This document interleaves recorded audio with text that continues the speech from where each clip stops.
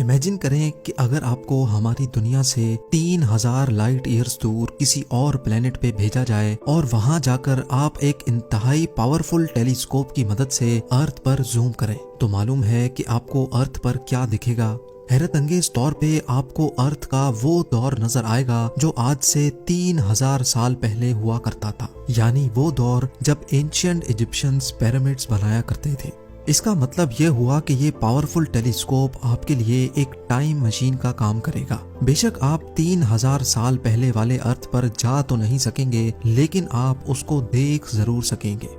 अब आप अपनी इमेजिनेशन से निकलकर इस मशीन को देखें, क्योंकि यही है वो टेलीस्कोप जो हमारी दुनिया से करोड़ों लाइट ईयर्स दूर मौजूद गैलेक्सीज, स्टार्स और प्लैनेट्स के पास्ट में देखने की काबिलियत रखता है। और ये 30 सालों की मेहनत के बाद आखिरकार बना लिया गया है। जेम टीवी की वीडियोस में एक बार फिर से खुशामदीद। नाजरीन, ये टेलीस्कोप नासा के साइंटिस्ट मुसलसल पिछले 30 सालों से बना रहे थे, जिसको आज जेम्स वेब स्पेस टेलीस्कोप कहा जाता है।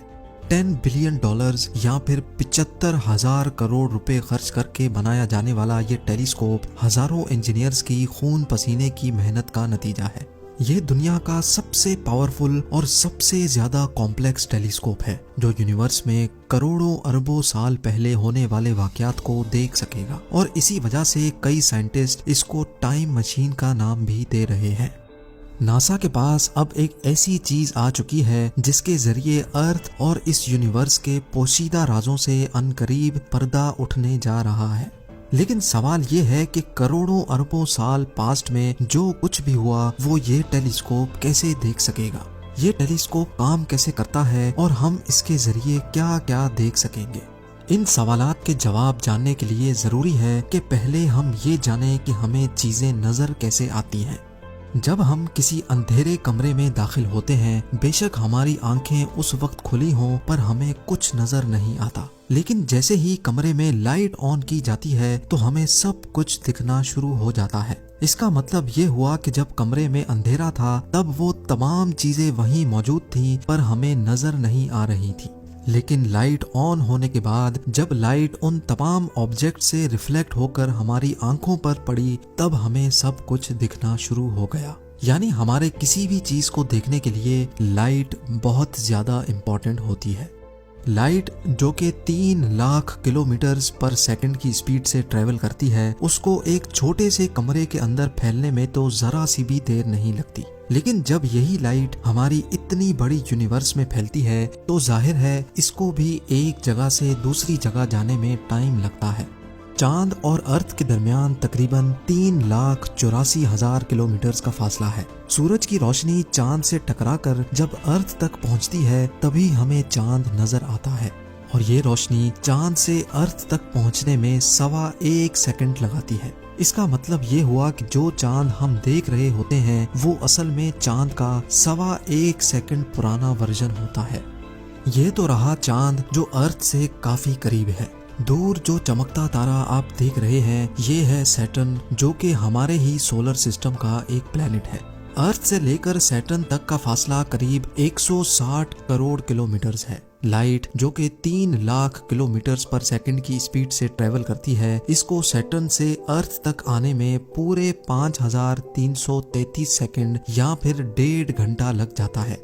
यानी सैटर्न जो कि हम अर्थ से देख रहे होते हैं ये असल में सैटर्न का 1.5 घंटे पुराना वर्जन होता है। अगर इस वक्त सैटर्न टूटकर 2 टुकड़े भी हो जाए तब भी हमें 1.5 घंटे तक ये ऐसे ही दिखता रहेगा।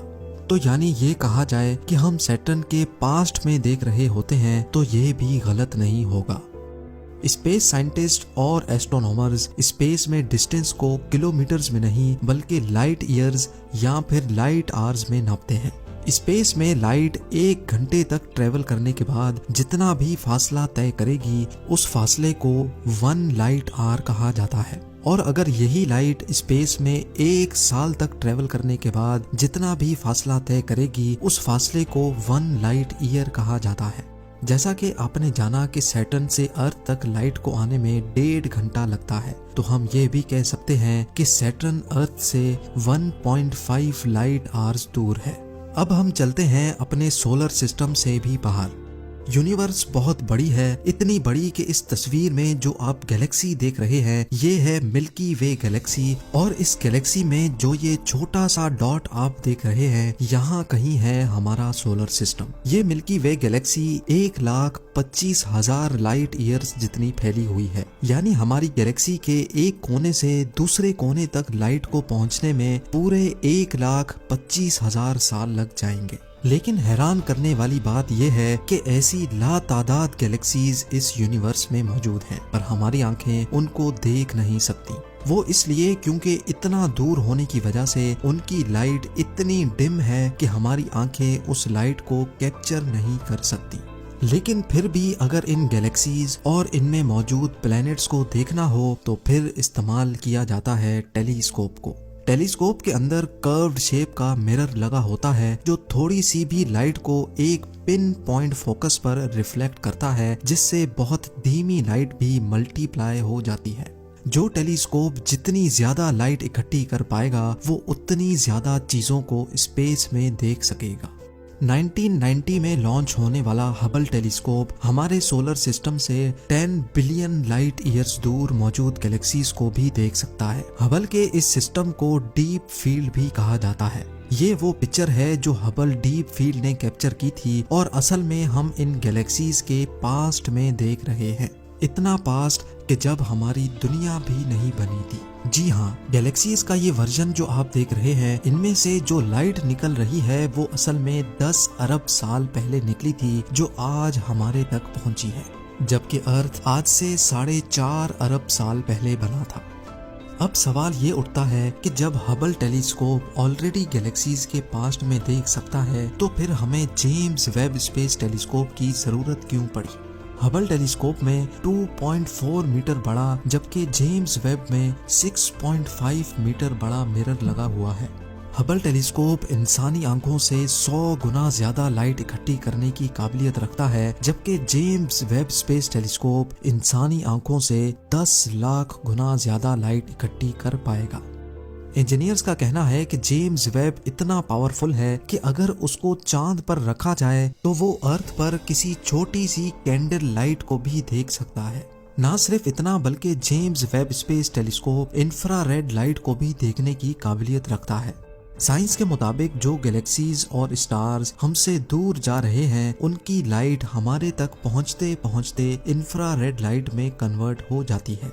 इंफ्रारेड लाइट जो ना ही हबल डिटेक्ट कर सकता है और ना ही इंसानी आंखें। जेम्स वेब स्पेस टेलीस्कोप की मदद से हमें उन गैलेक्सीज का भी पता लग जाएगा जो यूनिवर्स में मौजूद तो हैं लेकिन हम उनको देख नहीं सकते। इस टेलीस्कोप का मेन मिरर 18 हिस्सों में ऐसे बनाया गया है कि जब उसको स्पेस शटल में डाला जाएगा तो वो फोल्ड हो सकेगा और स्पेस में एक खास मकाम पर जाते ही उसके मिरर को दोबारा खोल लिया जाएगा। क्योंकि जेम्स वेब टेलीस्कोप को इंफ्रारेड लाइट डिटेक्ट करनी है, इसी वजह से इसका स्पेस में ठंडा होना बहुत ज्यादा जरूरी है। इसके मिरर वाली साइड पर सूरज की थोड़ी सी भी तपिश ना लगे, इसी वजह से इसकी डायरेक्शन सूरज के ऑपोजिट साइड पर होगी, जबकि इसकी बैक साइड पर सन शील्ड की 6 लेयर्स लगाई गई है। ये सन शील्ड खुलने के बाद एक टेनिस कोर्ट की साइज जितनी फैल जाती है। ये सब कुछ इतना कॉम्प्लेक्स है कि अगर स्पेस में इसके खुलने के वक्त एक छोटी सी भी गलती हुई तो करोड़ों डॉलर और सालों की मेहनत एक ही पल में ढेर हो जाएगी। 25 दिसंबर 2021 को जेम्स वेब स्पेस टेलीस्कोप को स्पेस में हमेशा के लिए रवाना कर दिया गया है। जेम्स वेब को अर्थ से तकरीबन 15 लाख किलोमीटर दूर एक पॉइंट पर पार्क किया जाएगा जिसको L2 पॉइंट कहा जाता है। नासा के एस्टीमेट के मुताबिक 25 जनवरी 2022 को ये टेलीस्कोप L2 पॉइंट पर पहुंच जाएगा और अगर सब कुछ प्लान के मुताबिक चलता रहा तो L2 पहुंचते ही जेम्स वेब टेलीस्कोप अपना काम शुरू कर देगा। उम्मीद है जेम टीवी का ये एपिसोड भी आप लोग भरपूर लाइक और शेयर करेंगे। आप लोगों के प्यार भरे कमेंट्स का बेहद शुक्रिया। मिलते हैं अगली शानदार वीडियो में।